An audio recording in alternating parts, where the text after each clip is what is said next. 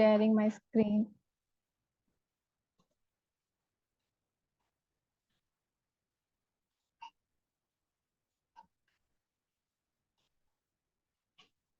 Is my screen visible? Okay, thank you. So, hi everybody, I am Priyanka. I am an embedded software engineer and I've been working with bootloaders for the past 4-5 years. So, majorly my work has been around ARM-based chipsets. So, today's session would be mostly around the bootloaders based on ARM-based systems. And I would expect the audience to have very basic knowledge of embedded systems, of how the things are already working. And then if you have the basic knowledge, you'll be able to understand more of what we are going to go through today in today's session. And I would also like to give you a fair warning that there are a lot of different variations of bootloaders exist in the market today, and the bootloader implementation can change as soon as you change a single component of a device. So every pattern of the bootloader would not be the same, but this is how the session today, how the session would progress would be on the major overview of how the ARM based systems are working right now in the industry. We'll have a open Q&A session at the end of this presentation or the talk that I'm having today. But you can feel free to ask questions in the middle as well. So let's begin with our session. So I would expect that everybody knows what a bootloader is. It's a very small piece of code that runs in the background when you have that initial animation screen running on your electronic device. Whenever you're switching on your phone, or whenever you're switching on your PC or even a TV, you get a very small animation for a couple of seconds, and the program that runs in the background of that small animation for a very few seconds is the bootloader.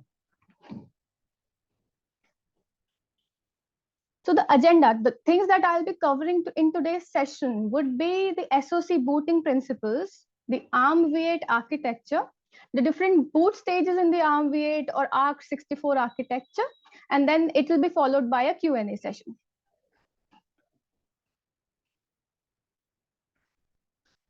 So as we already discussed, the bootloader is a very small, but it is a very essential part of a program that runs whenever you are clicking on the power on button of any electronic or electrical based system. So it loads, the main responsibility of a bootloader would be to load the main operating system onto the processor and then start booting up. The bootloader would be responsible for a lot of other functions as well. For example, if you want to upgrade the basic firmwares that are already existing onto the electronic device, or you want to update the firmwares that are there for various components of the SoC, the design that you have. Or if you want to add new features, for example, there are use cases in which the device has the capability of to run many more features than the initially enabled ones. So if you want to upgrade the functionality of an existing working system, then the bootloader comes into effect and helps in upgrading the capabilities of any working system also. It can help you to upgrade the system to the latest security patches. If the manufacturer has deprecated some security functionalities and added some new features, that will be also the work of a bootloader. The bootloader also is a very crucial part when it comes to recovery of any device. For example, if your operating system gets corrupted, or or it has any major bug or any virus that has corrupted the basic functionalities or the firmwares of the device, then the bootloader comes into effect for a disaster recovery to help manage and basically factory reset, or reset to a working base image of the operating system. Then it could also download the new latest software and upgrade your system to the latest version of the operating system supported on your device. So for example, like taking the example of the Windows OS that we earlier used to have, it kept on, checking for updates online, and it kept on downloading the latest and upgrading our Windows from Windows 7 to 8 to 9 to now 10. So that is also the responsibility. The download happens, maybe in a function call or in a process handled by the operating system, but the responsibility to upgrade the whole device comes down to the bootloader. So as we no, the bootloader would be a very critical and a very crucial part to bring up any electronic device. If the bootloader breaks, then there might not even be any way to recover the device. So it is a very crucial, and it should be a foolproof software without any bugs or without any security vulnerabilities. So the process to develop a bootloader is as crucial as the foolproof testing behind it, or the validation or the verification that happens behind developing the bootloader before releasing it to the public. Let's come to the SOC booting principles now. What is the basic booting principles that an ARM ecosystem? If you have any working SoC that has an ARM core on it, how would the bootloader depend on the booting principles? How would the bootloader, or how the general boot flow would look like? So if you have a system, if you are pressing on the power on button, there's a first very small piece of image that has already been hard coded onto the board.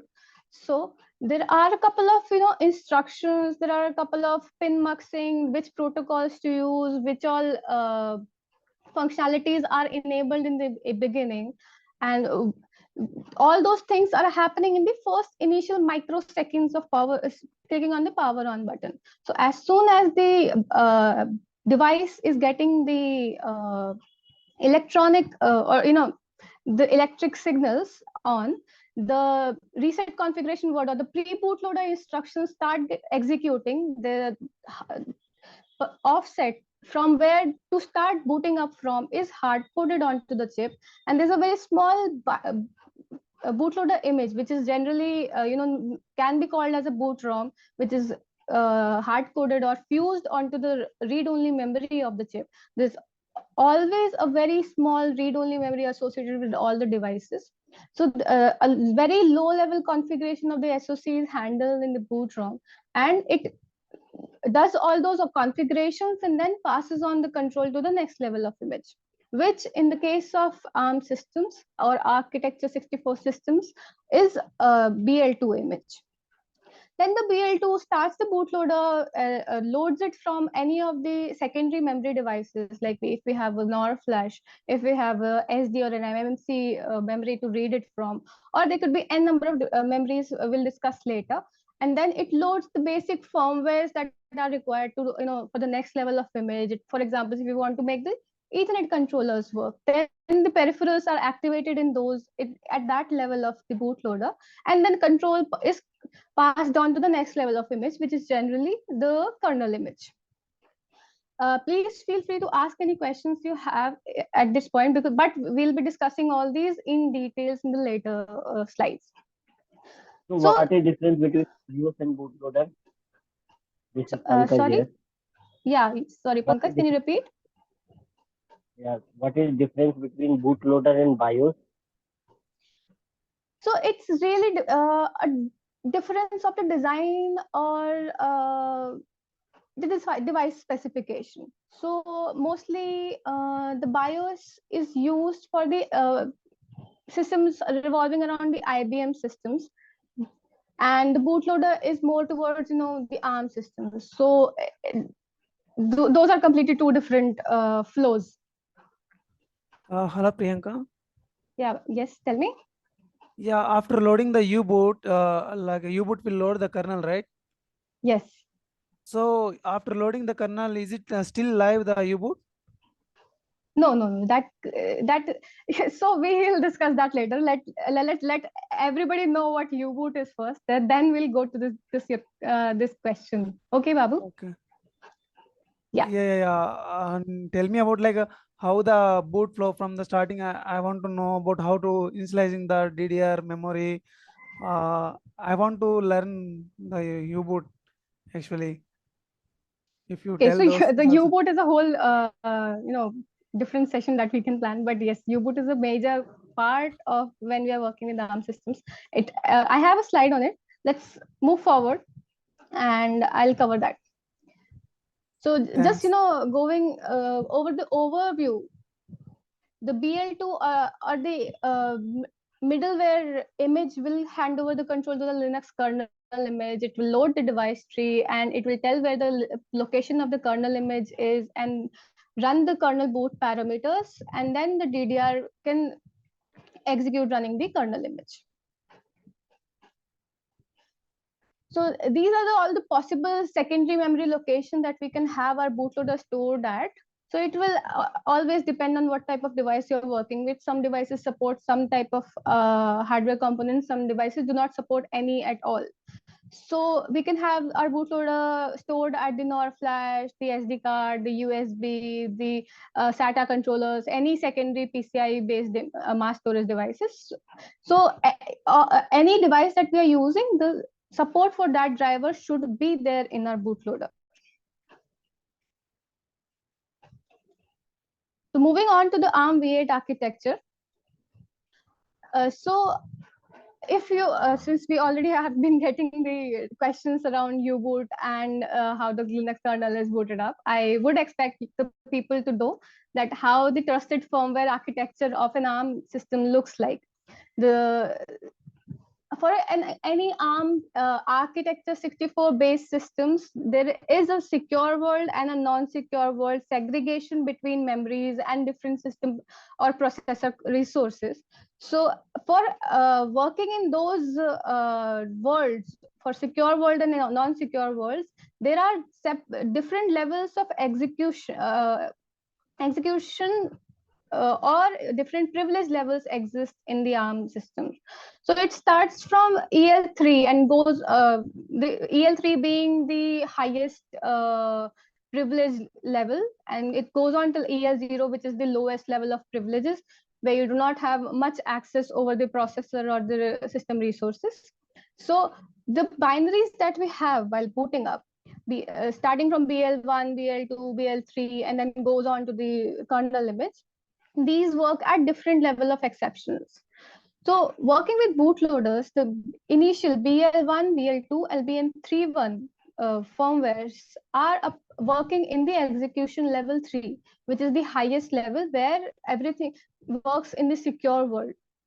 Then if you're working, BL32 is an optional implementation where we have an open trusted execution environment operating system, which is not really work which does not really support on is supported on all the devices. But that if you're working with Opti, then it works in the EL1S level of execution or privilege level. Then if you go on to U-boot, it will work in the EL2 level of the privilege. So let's discuss this in sorry. Okay. So regarding this EL3, EL1S, Yes. so are these bootloader or like processor? Is that the name of process to develop the bootloader? I didn't get it. Can you repeat? Sorry. Are these process or like are these the version name of the bootloader? Like U-boot you are No, these telling are privileges. So if you can, since most of the memory is virtual memory, there are different privilege levels. So for example, if you're working with kernel applications, that would require the privileges to the process to have a more level of privileges, or so that it can access different memory location to execute those kernel application instructions. If you're working on a user space application, then you do not need all those special privileges, all those memory or the system resources access. Then that could work in the EL0 level of privilege. It is just we have divided the type of access in different levels for ARM systems. Priyanka got it, but what I have heard that U-boot is independent of the kernel. Kernel comes after the U-boot. So you are telling us provisional level Yeah, so comes. U-boot is in EL2. It can be in EL3 as well. So it really depends on the implementation. So EL2 and EL3 are the higher, they have the higher privileges. So they have the access to all these kernel or system resources. So almost all the accesses that exist will be with U-boot.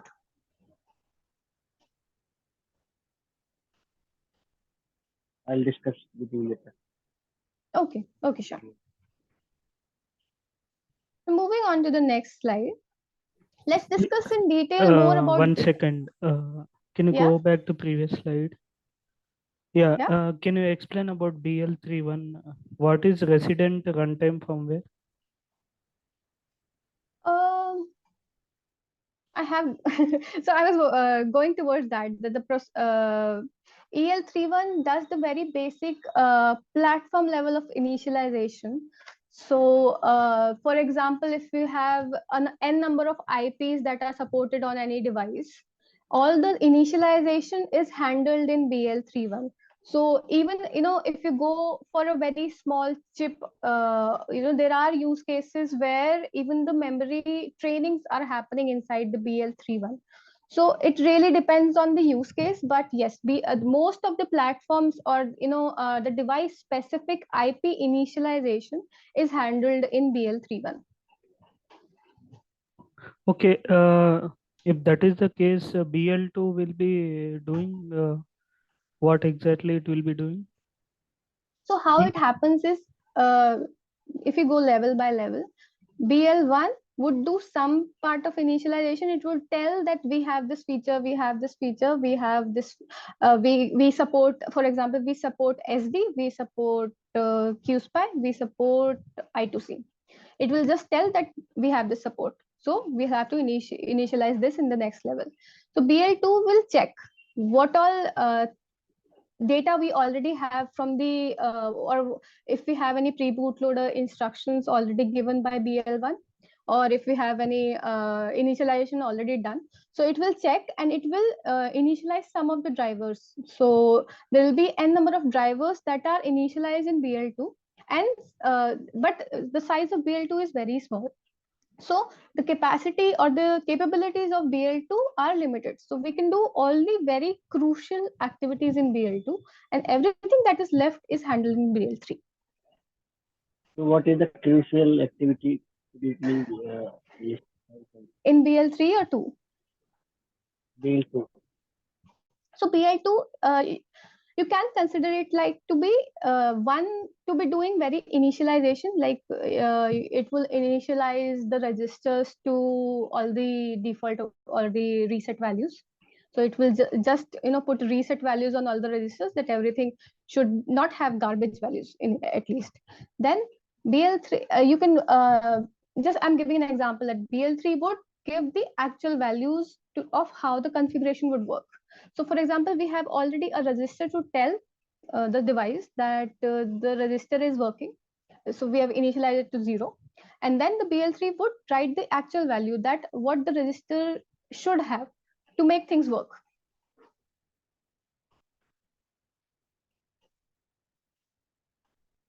So for example, if we have some sort of SerDes protocols working, so initially we can reset the registers or the memory locations associated to that protocol.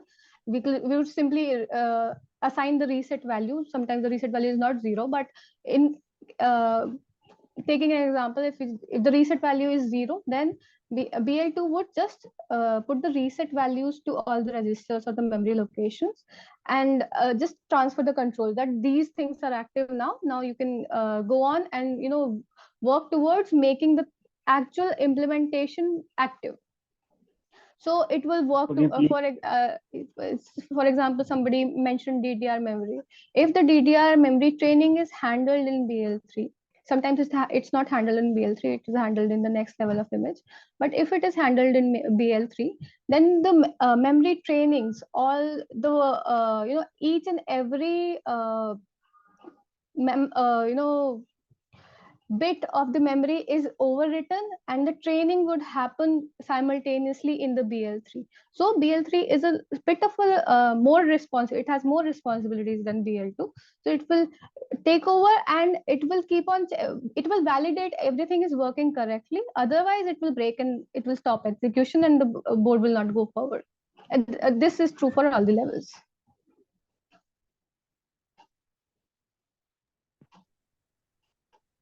I hope that's clear.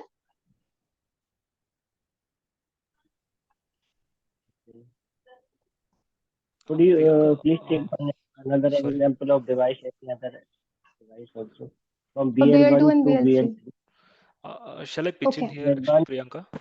Yeah, Can I please Yeah, I go mean the ahead. boot ROM is like whenever the manufacturer happens, let's suppose actually when if there Yes. is an STM32 or NXP or something who develops this, the first level BL1 will be coming there. That's a boot ROM.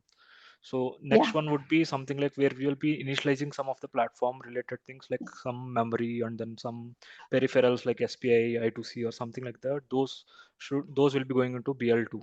Correct. BL3 will be going on something like, whenever we are trying to initialize our system like in a secure boot level. So when we are trying to load our firmware, let's suppose, we are Yeah. working on some specific chipset, maybe a Bluetooth or NFC or something like that. So we are trying to initialize those.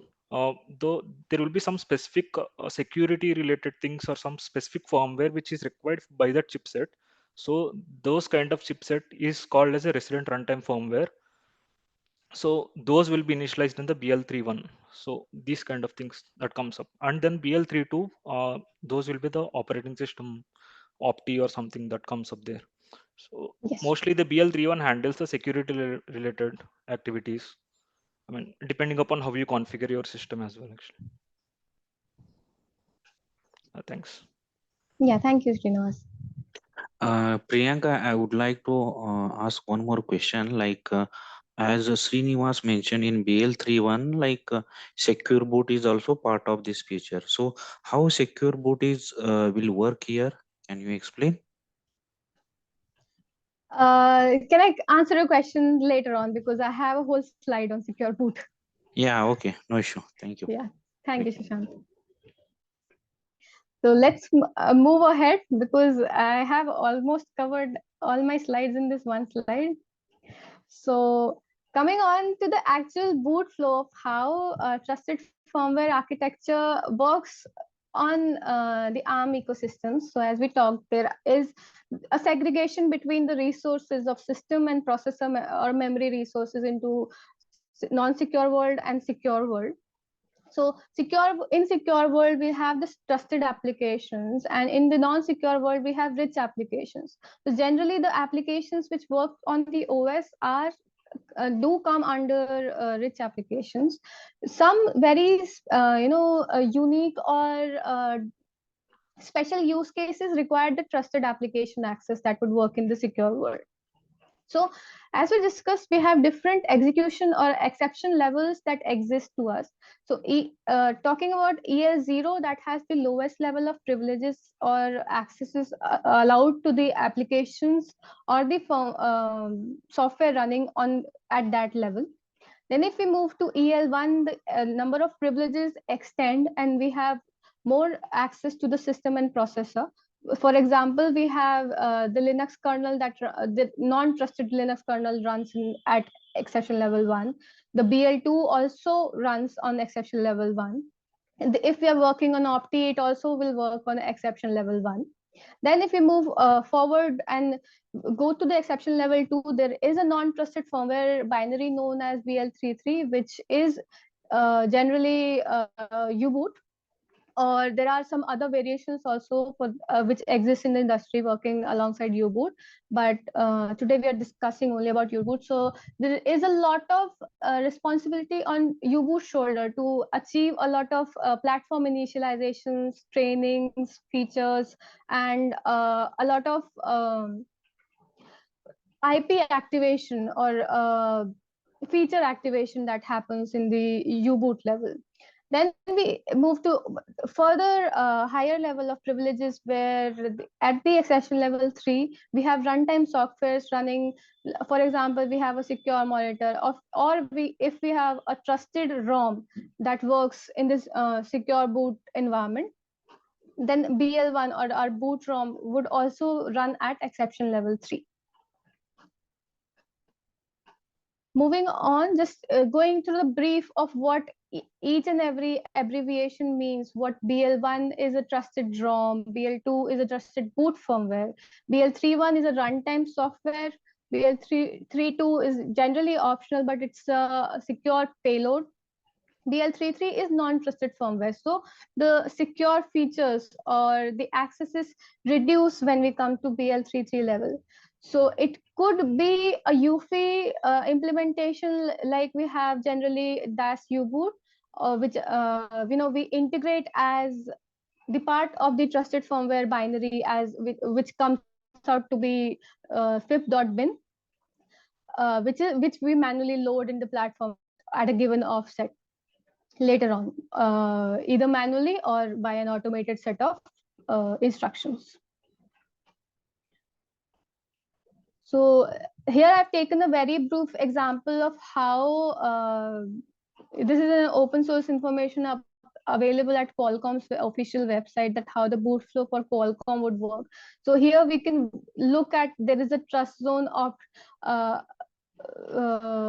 which runs concurrently with most processes in ARM's secure world, since it is based on ARM systems. We have a pre-bootloader instructions, we have UFI running, we have a state where kernel is loaded, and the system and the RAM disk gets unpacked from this system folder. Then the user space in it happens. There's an option of recovery, where there's a recovery RAM disk space separately kept for any fail-safe situation or any disaster recovery in case any mishap happens on the chip.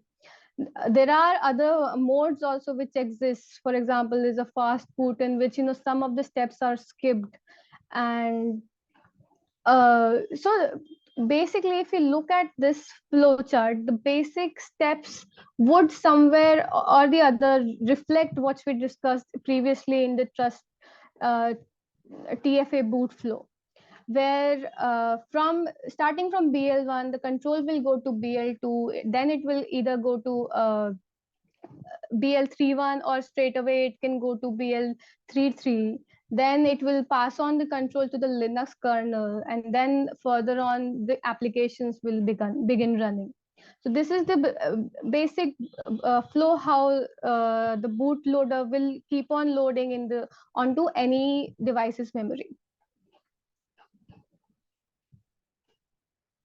So here, let's start discussing about U-boot. This on the right-hand side, I've mentioned a very small snippet of how the U-boot console would look like for one particular board. This detail will change each and every time you're running with a different device. So U-boot is a first and a second stage bootloader, and it is loaded by either by ROM or from BL2.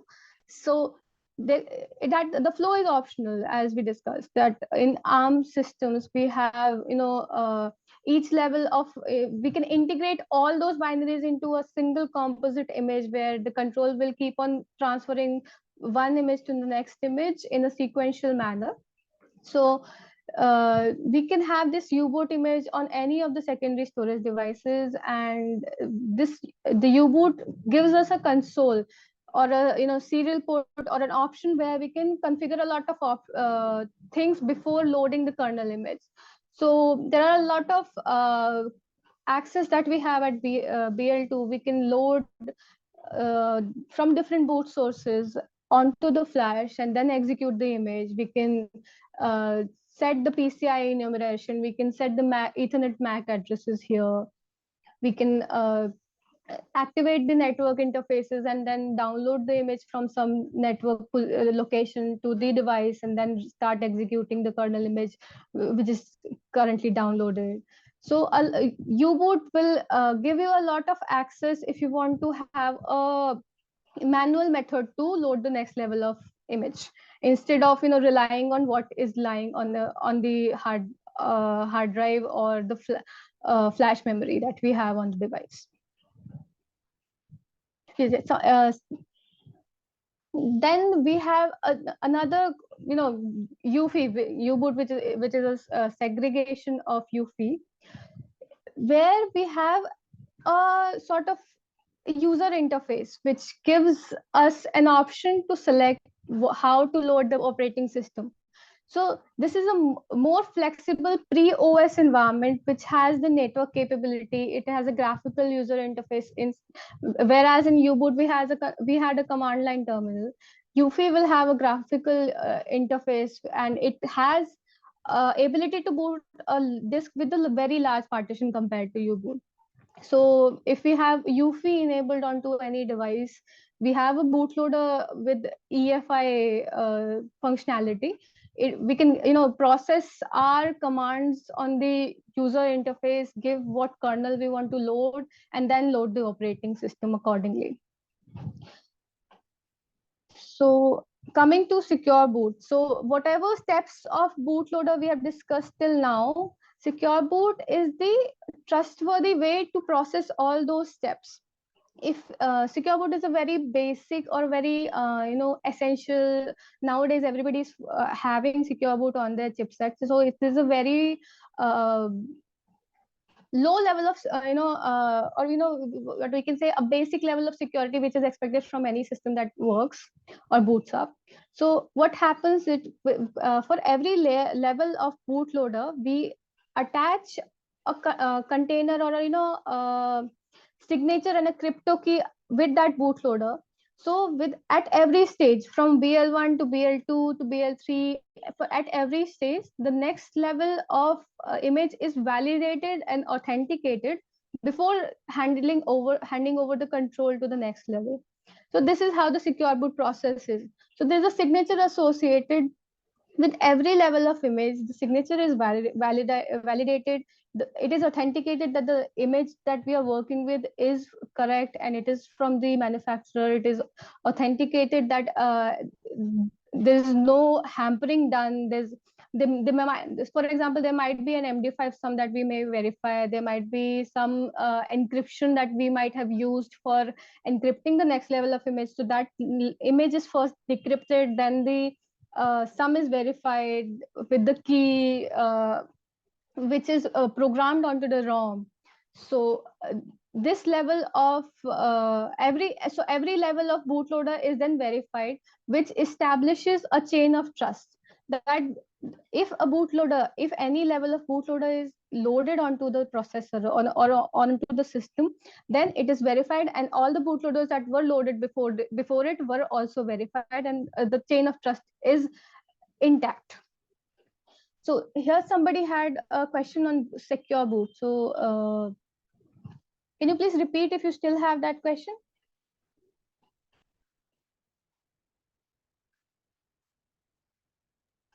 No, the participants mute button has been disabled, so we can take the questions at the end. Okay, yeah. So I can quickly go through all the slides at once. Then we can have the questions later on. Thank you, Vamsi.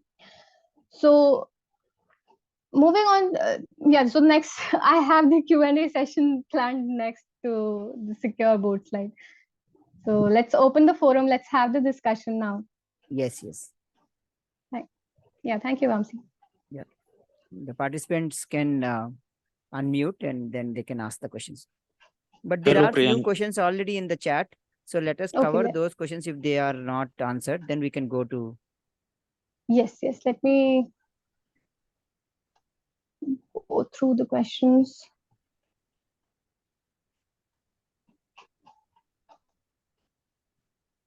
Suggest some resources from fresh start perspective.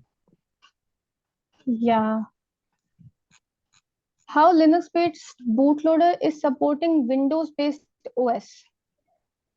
Is bootloader deployment independent of any OS? Yes, bootloader development is independent.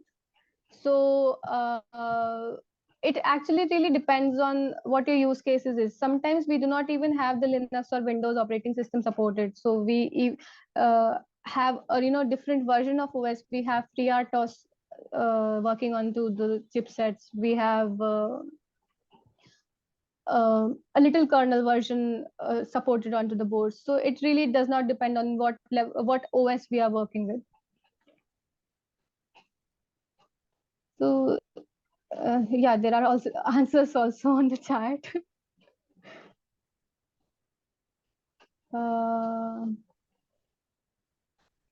Does ARM support UFI boot? Yes, so that is also already answered. Verified boot also comes in secure boot. No, verified boot is a different concept. So secure boot is a feature. Verified boot is a separate parallel feature that works in while we're working with U-boot. What is How the the difference bootload? between major verified boot? Sorry, Pankaj, can you repeat? What is difference between major boot and verified boot? Vamsi, can you repeat his question? I'm not able to understand. Yeah, even I was also hearing some words which are not clear. So Okay. Pankaj, if possible, can you please type in the chat box? Yeah. The question is actually, what is the difference between a verified boot and measure boot and secure boot? That's the question. Verified boot and secure boot difference. Okay. So secure boot, as we discussed, it's a layer on layer. So for every level of bootloader that we are working with, secure boot envelopes it in a container. It has a signature at the end. It has a couple of things that needs validation before handing over the control. So that all is secure boot. For verified boot,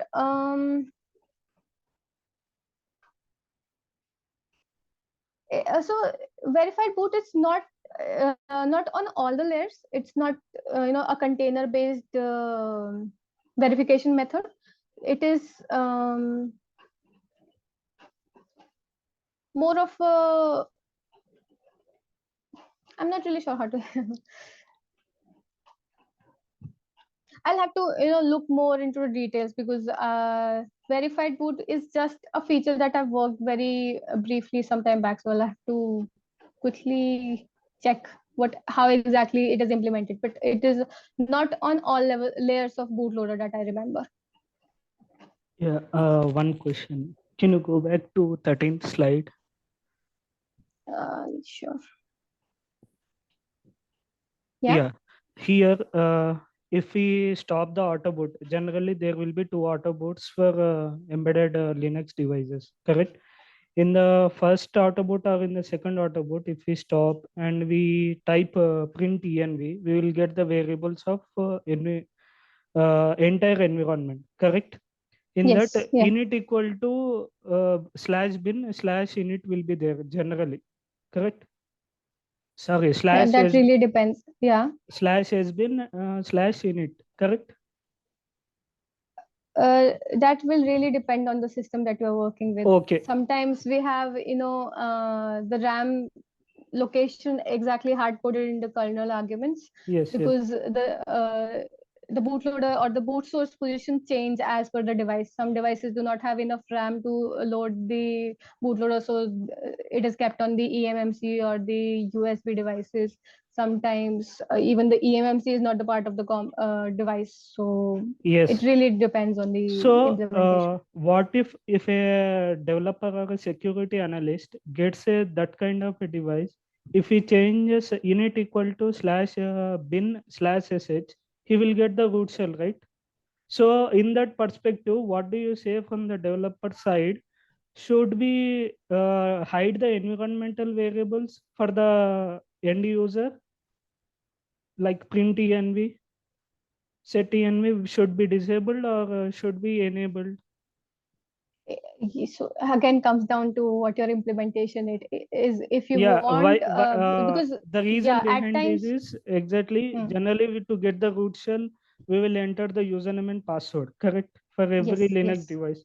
But due to this vulnerability, or I can say the weakness in the U-boot, If I change init equal to slash bin slash sh, I will get the partially loaded root shell with the minimal Yes. hardware initialized, so that I Yeah. can analyze and I can do the reverse engineering on it. So what is your perspective on that?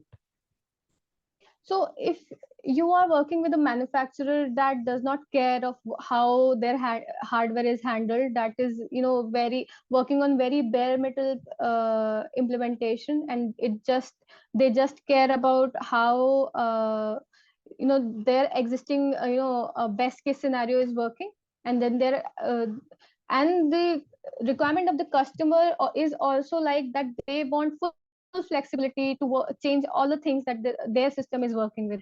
In that case, yes, you will provide the root access and the authority for for the customer to change all the variables that they're working with. So there, in that case, the manufacturer leaves the responsibility with the end user, that how they will be handling all those vulnerabilities, because in that case, usually the customer is responsible for locking or for restricting access at their end product. And if you're working with the end product, then of course there is no flexibility affordable at all. Then you have to lock all the memory into a secure world or in a secure access, where you do not allow access at all until and unless you have super user privileges allocated to some user you're accessing the system with. Okay. In continuation, that have you ever used a silent console? Yes, I have. But silent consoles do not give any Yeah. So in any detail at continuation, all. yeah, in continuation that, so silent console can be one of the protection mechanism to avoid the illegal root shell access. That is generally what happens in the production level devices. Okay. So any production level device that you can buy, or any device that you buy for end user case scenario, you will not have access to change anything on the hardware. So for example, if you take the normal use case for the Android phones, if you reset all the operating system that is already flashed on the Android, then the Android will not accept any responsibility if your device corrupts. So the responsibility of fixing your device is only up to the point you do not hinder with this operating system or the software that is already running onto the system. If you override the root of the Android device, then the responsibility lies with you. If the device breaks, the manufacturer will not be responsible. Okay. Thank you. Yeah. Hello, Priyanka. Yeah, I would like to ask Yeah. question related to secure boot. So whatever Yeah. the scenarios have you mentioned, I can consider it's like secure boot is working in sequential format. Like first stage Yes. is completed, then it is going to next stage. So Yeah. if suppose boot fails in second stage, okay, so Hmm. how the recovery can happen here or any stage? I'm asking. Yeah. So generally, in if secure boot breaks in any stage, then most probably your device is bricked. It will not be recoverable. But in case there are cases where what happens is we have keys programmed into one-time programmable memories onto the device. For example, there are some memories which we can write only once. So the crypto key that I've mentioned, that is mentioned in the diagram, are generally public and private key pairs. So the public key is hard coded onto the one-time programmable memory. And sometimes, for example, there's a hacker, it got access to one of the public key, a public key and private key pair. Then they are able to access all the levels and hack the whole system from at their whatever level that they're working with. So and if that is made known to the manufacturer, they have a backup mechanism in place that they would revoke the key. so that any software working with that key will not be able to load the device at all. It would break the device and the device will not work to the next level. Then in that case, they have backup keys also. So there are a whole list of keys. Some may have 2, some may have 10. So there's a whole list of keys that are also supported. Then all the next level of firmwares or the bootloader binaries that are flashed onto the system are then reprogrammed for all the working devices in the field with the other public private key pairs. So that is one way to restore it. Otherwise, what happens is it is very difficult if one generally the device is deprecated And how if this secure boot breaks. verification process works? Is it supporting like multi-core environment, like in another core, some the software related to some trusted firmware is working, and with the help of that software, we are verifying this all these images. Yeah, generally, in the multi-core environment, what happens is since working with all the cores simultaneously is very expensive. So what I have observed personally is they'll make one core as the master core and all the other cores will work as a support. So at the bootloader level, only one core will be working and at the end when you reach the kernel image, then other cores will be initialized and then then the parallel processing would start. That is one way it is handled. And the other way, there are there are some use cases where the device is quite expensive and it has a very extensive every core has its own read-only memory available. Then there are cases, but it is very rare, that every core will have its own implementation of bootloaders as well. Okay. Uh, we there are two types of memory, like one human architecture and hardware architecture. So Hmm. is it possible to write same bootloader for the both architecture, or we have to use the like we have to rewrite the bootloader for both architecture? Bootloaders are different. As soon as you change one component, the whole bootloader would differ. Okay, thank you. So the architectures are very. Yeah, yeah. Yeah. Thank you, Can I Shashank. add some points here actually? Yeah, So please, Srinivas. yeah, actually, what happens here is, whenever there is a failure occurs in any of the stages, so the boot will not happen, and then there should be some recovery mechanism that should be possible. The first stage, bootloader or a boot ROM, actually, that is completely a kind of uh, uh, die kind of object where if at all if there is a failure in that first stage, I mean, chip Yeah, should be thrown out. That's all. There is no other correct, option to be done. correct. So if at all from the next stage, if at all if there is any changes that are happening, we can also update by using some firmware over the air update or something like that, and then we can also that's how the root key is present in the boot ROM area. It's not in the boot ROM actually. It would be in the Yeah, it would chipset be. by maybe by Yeah. if or something, and then later on actually in the second stage levels, we can all we can always update the firmwares. So Yes. where the failure might occur whenever there is something new that had come up into picture.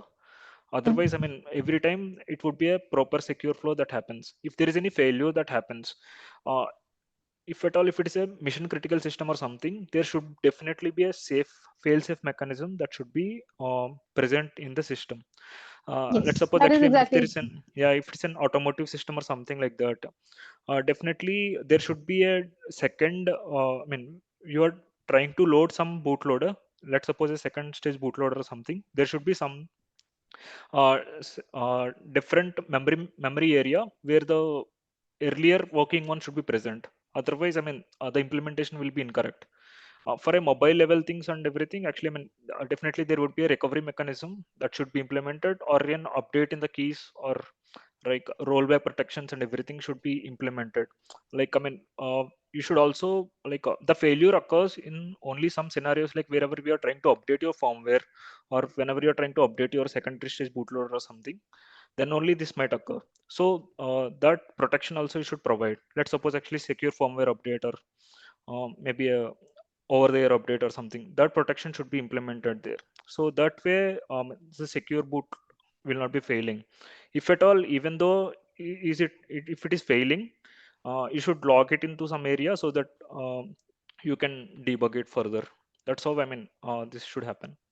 Yeah, actually it really comes down to Yeah, it what the depends upon. device is, Yeah, correct. how the Yeah, implementation is done. If you're working with a, for say a setup box, then the recovery is very expensive to implement. You simply throw away the setup box. The even if one crypto key is exposed, then there's no point of upgrading or putting so many manual hours into developing a whole next level of firmware for that particular device. You can simply go and buy a new device. yeah. If it Actually, is it depends upon working, the if it application. yeah, it really depends. If you're working with a satellite, that is very crucial, you cannot afford to build a new one, then definitely you'll have multiple fail-safe mechanisms. But if you're working with first stage bootloader, which is written onto the ROM, if that is not working or corrupted somehow, then there's no way of coming back. Yeah.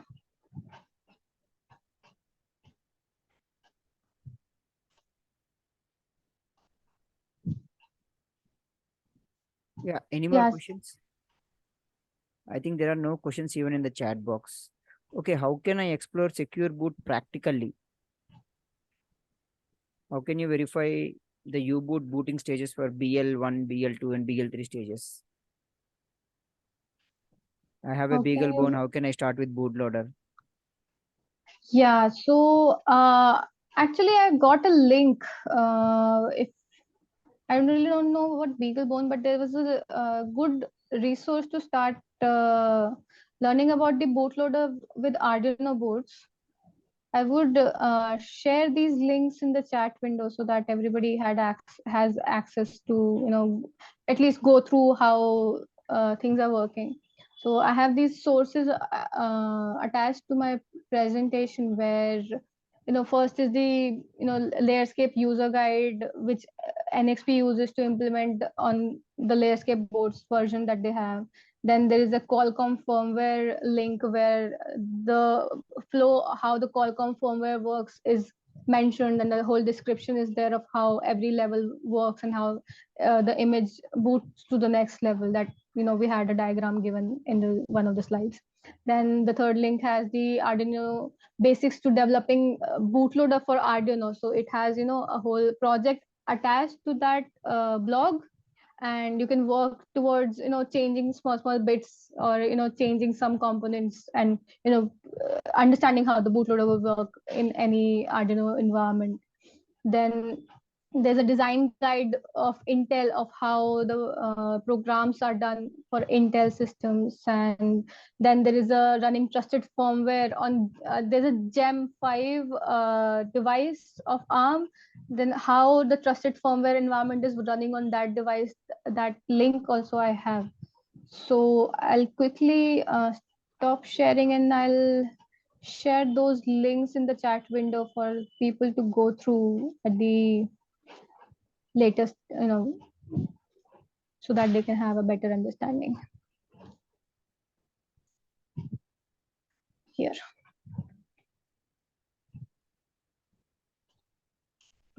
Yeah, a couple of questions. Can I ask? Yeah. Is it okay? Time is running. Yeah, sure. Please go ahead. Yeah. Okay. Generally, you will use a build root or OpenWRT for building the embedded Linux firmware.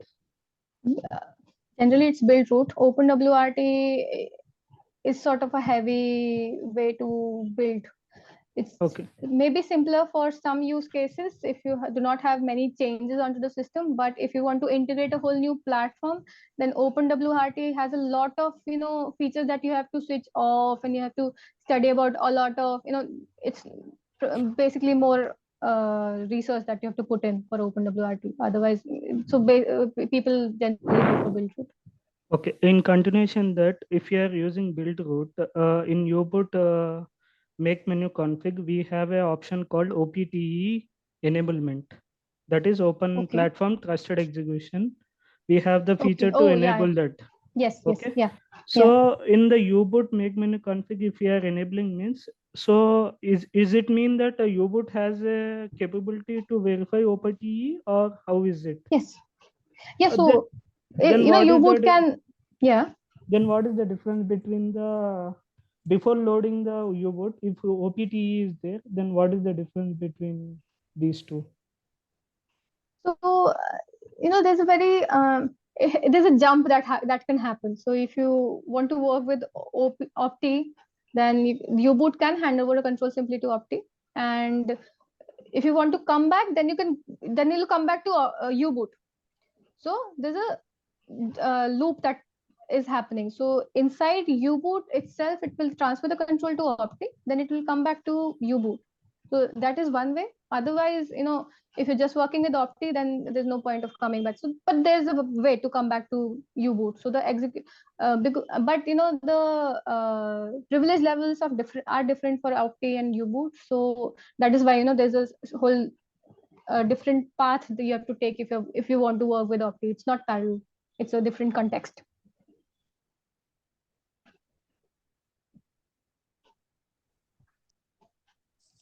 Hi Priyanka, Bhavit here. Yeah.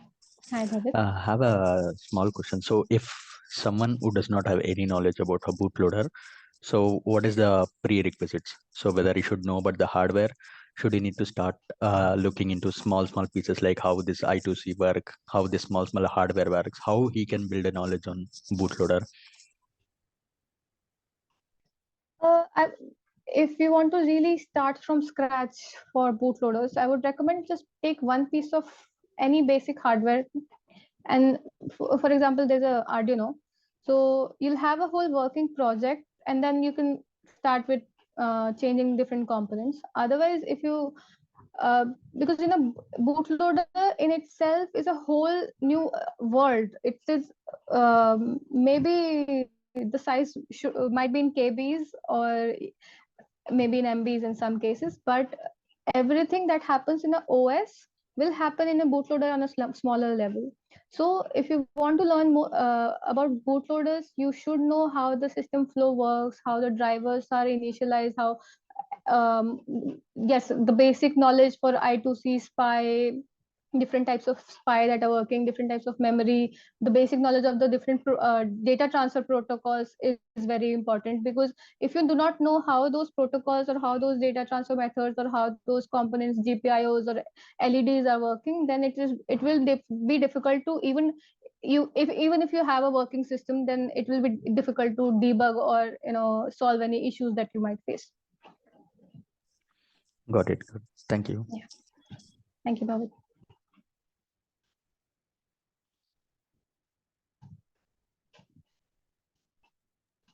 Any questions in the chat that you would like to take, Priyanka?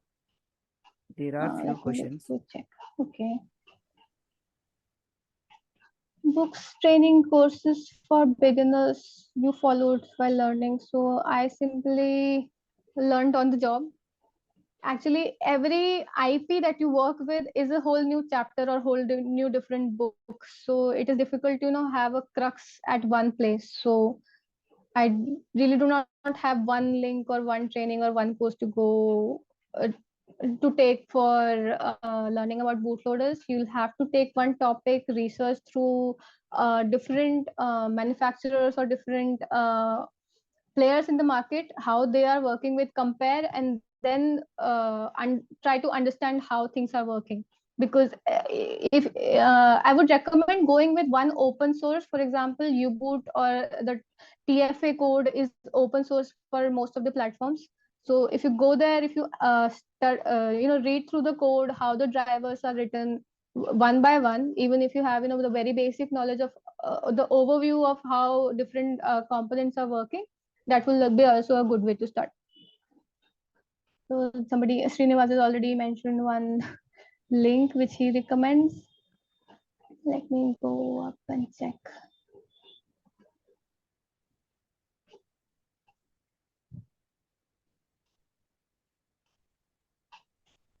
Yeah, thank you, Srinivas. I think he has given 2 links. Okay. It helps people. You can ask Srinivas to give the next session. Yeah, I think they yet to hear from him. Okay, nice. Vamshi, I'll contact you actually. Yeah. Yeah, please. It's good. Hello, Priyanka. Hello. Yeah, hi Rohit. Hi. Can I ask one question? Yes, tell me. Yes. Does U-boot gets vanish after loading kernel? And if not, can we call any U-boot driver code after loading kernel? Yes, it vanishes. It loads onto the processor, and the processor would need the space while working on an operating system. So everything that you load on a processor, as soon as you switch to the next level, the previous level would vanish. It wouldn't be in scope, and you cannot access any of the bootloader functionalities in the OS because the privilege level is different. Okay. Okay. Thank you. So Yeah. does this means bootloader will work on RAM memory Yeah, or it works on the flash. Yes. So no? while You loading, I'm yeah. asking whether does this bootloader is working on RAM memory? How it can Uh, vanishes? Because it is yes, part of flash memory, then how? what happens is you load from the flash memory or when any secondary memory to on the processor on the RAM. You load all the contents on the RAM, and then the bootloader goes to the next level. So, for example, if you have a binary flash, the backup is always there on some non-volatile memory, but while executing, it comes into the volatile space. It comes into the RAM. So as soon as you go to the next level, the previous level would not be in scope. Okay. And what if let's suppose I want to update some new features into bootloader. Hmm. So how can we update the bootloader?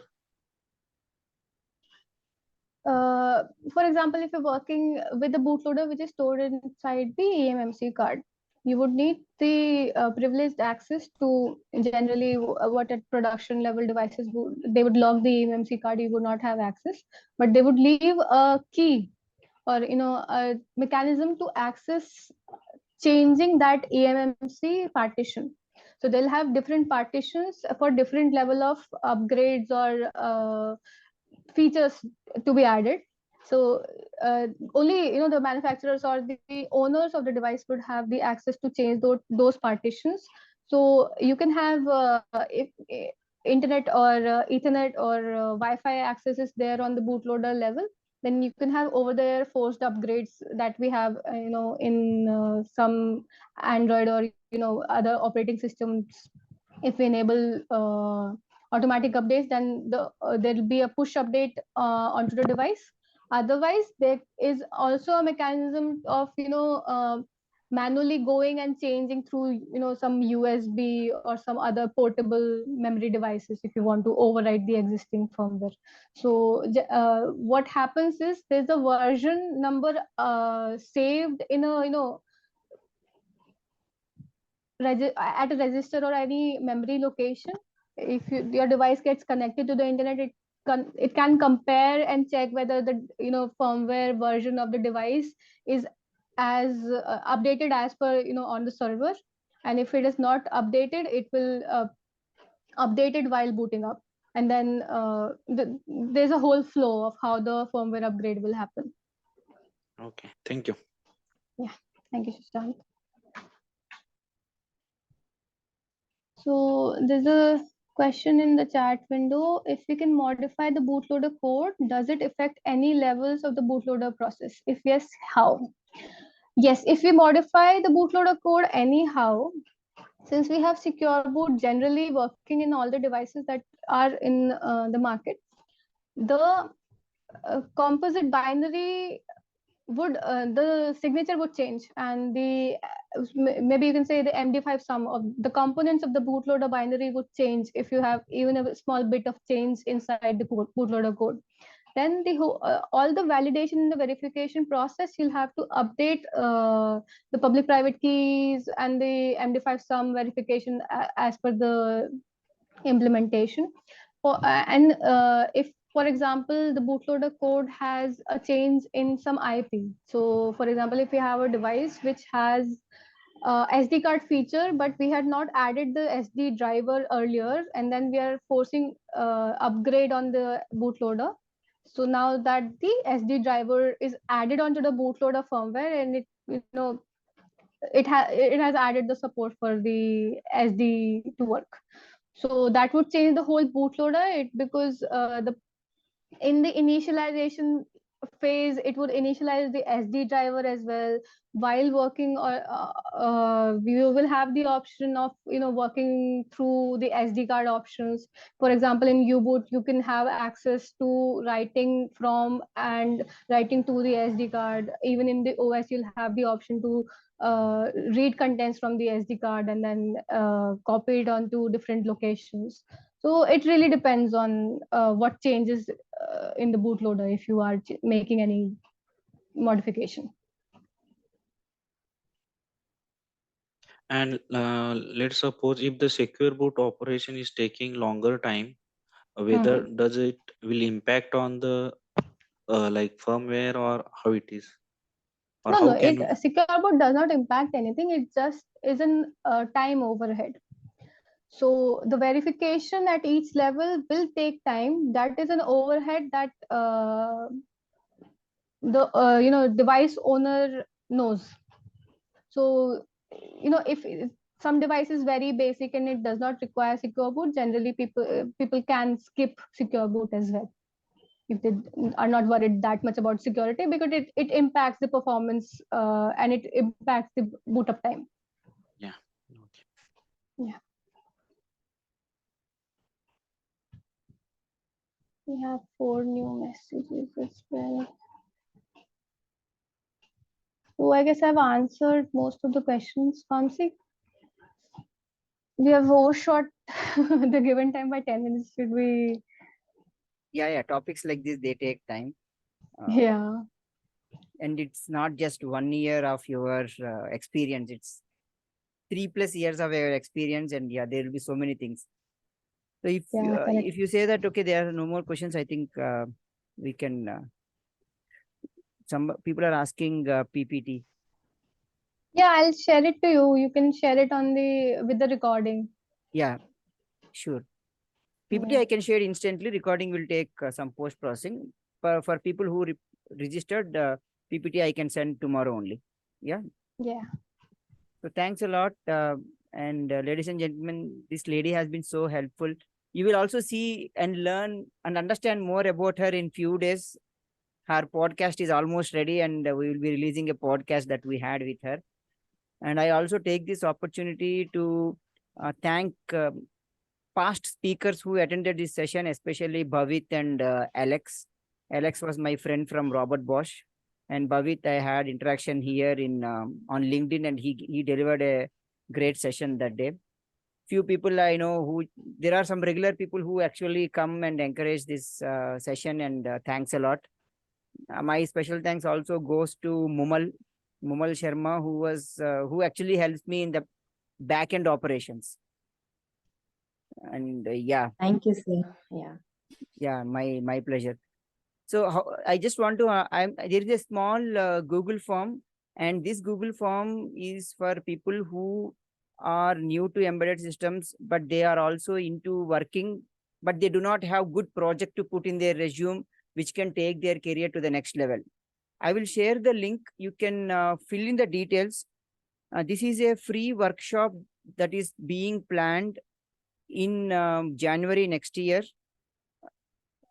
where in 3 days, 2 hours per day, a complete project from the requirements till the test cases. Why I'm saying test cases, because you are already done with the coding and now you are writing the test cases, will be dealt in those 3 days. So interested people can fill in that form. And to introduce about, which I should have done long time, in the sense at the beginning, I'm doing it now. So LE Career Talks is an initiative that I have started along with a few of my mentees initially, to share knowledge that people normally don't get outside. Yes, we can share links. We have YouTube and all those things. But how many of you feel that YouTube is a very tough nut to crack?